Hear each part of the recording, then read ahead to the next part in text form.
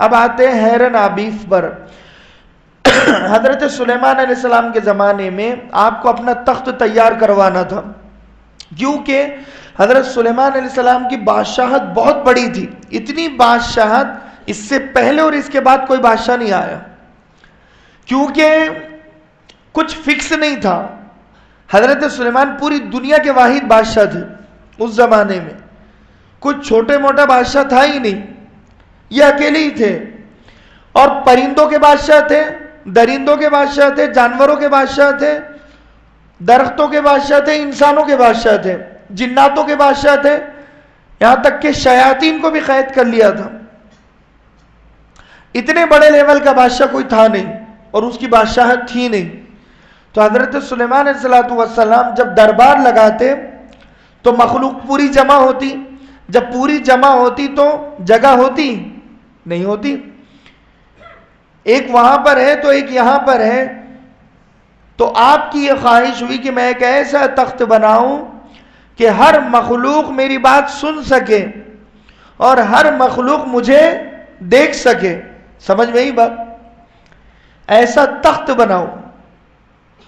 اور آپ کے تخت کی خاص بات تھی، جب آپ کسی سے بات چیت کرتے تو وہ یوں ہو جاتا، اور جب آپ کسی سے بات چیت ادھر اس جانب کرتے تو وہ یوں ہو جاتا. آٹومیٹک ایک سسٹم تھا ہیکل سلیمانی میں، تخت سلیمانی. تو آپ نے کہا کہ مجھے تخت بنانا ہے. طاقتور مخلوق کو جمع کیا، ان مخلوق میں اور طاقتور کو جمع کیا. پتہ چلا کہ جنات طاقتور ہیں. طاقتور جناتوں میں 9 جناتوں کو چنا.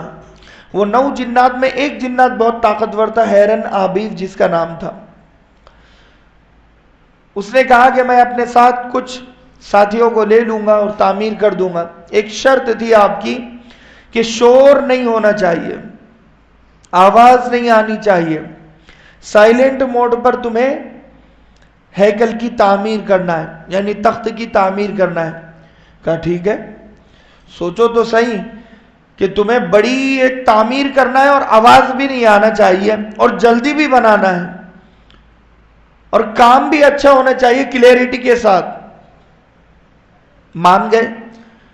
حضرت سلیمان علیہ السلام نے موقع بہت کم دیا تھا، بہت کم وقت میں انہوں نے وہ تخت تیار کیا، سائلنٹ موڈ پر خاموش رہ کر، جیسا وہ ابھی خاموش ہے. بہت زیادہ سائلنٹ موڈ پہ ہے. بور ہو رہے ہو کیا؟ بور ہو رہے ہیں آپ لوگ؟ یا تو گڑبڑ مجھ میں ہے یا وہ بچے میں ہے.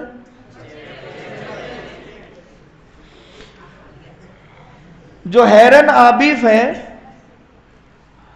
تو حضرت سلیمان بڑے خوش ہوئے اور آپ نے کہا کہ تو ہمیشہ زندہ رہے گا، مگر تیری موت اس وقت آئے گی جب اللہ چاہے گا، مگر تیری عمر دراز ہوگی. کہا ٹھیک ہے. تو یہ جو فری میسن کے لوگ ہیں جی لکھتے ہیں وہاں پر، جی فور گاڈ نہیں مانتے. وہ جی کے معنی ہے great architect of the universe, سب سے زیادہ زبردست تعمیر کرنے والا خدا. وہ ہیرن آبیف کو مانتے ہیں. میں نے ایلومیناتی کے بارے میں بتایا تھا، وہ بفمیٹ کی پوجا کرتے ہیں، لوسیفر کی پوجا کرتے ہیں، شیطان کی پوجا کرتے ہیں. اب میں فری میسن پر آ رہا ہوں. دونوں میں فرق کیا ہے؟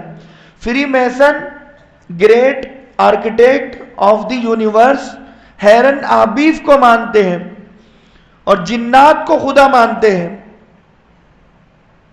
اور اس کی پوجا کرتے ہیں. اینٹن لاوی، جو میں آؤں گا تفصیل پر، مگر اتنا بتا دوں، وہ آدمی ہے جس نے امریکہ میں سب سے پہلے شیطان کا چرچ بنایا اور وہاں پر اس نے لکھا کہ G for great architect of the universe Hiram Abiff. یہ فری میسن کے لوگ ہیں. تو جو حیرن عابیف ہے اس کو بھی دجال کسی نے لکھا، مگر وہ جنات تھا، طاقت تھی اس میں مگر دجال نہیں تھا، چھوٹا موٹا تھا۔ اب آتے ہیں بڑے دجال پر۔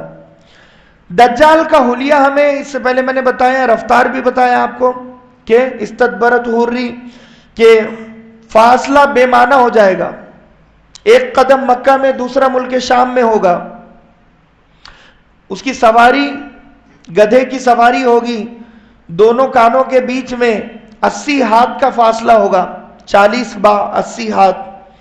میں نے بتایا تھا پلین بینگورین ایئرپورٹ جو اسرائیل ایئرپورٹ ہے، وہاں پر ایسے پلین ہیں کہ جس کے آس پاس جو ریڈیٹر ہے اس کے بیچ میں 80 ہاتھ کا فاصلہ ہے، اور ایک کان کا بھی ذکر ہے کہ وہ 30 ہاتھ کا ہوگا، جو ریڈیٹر کا بھی ذکر ہے کہ وہ 30 ہاتھ کا ہوگا، اتنا پاورفل ہوگا وہ دجال کے